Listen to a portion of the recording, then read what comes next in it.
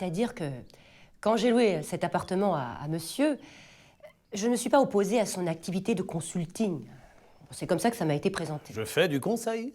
C'est-à-dire que c'est une activité noble, hein, mais il y a du passage. Vous avez donné votre accord pour affecter votre appartement en cabinet, c'est dans l'avenant, moi je... Oui, c'est sûr, mais maintenant je ne suis plus sûre. C'est un centre de déradicalisation privé. Monsieur Fouet déradicalise dans mon appartement dont il est locataire.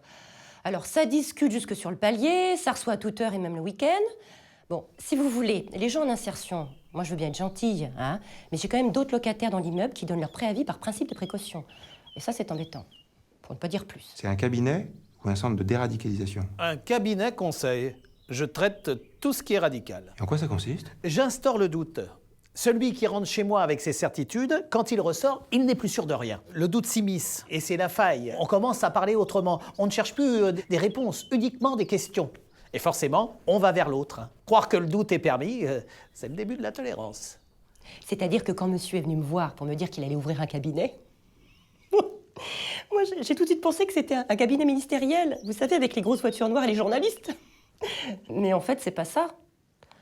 Est-ce qu'on pourrait pas dire qu'il y a eu méprise et que je me suis trompée de cabinet? Ça va être mal interprété, Madame Martinez. Solange, est-ce que vous pouvez chercher comment on définit les cabinets? Le champ d'application. Merci. Cette année, fête le 112, le 112e congrès des notaires.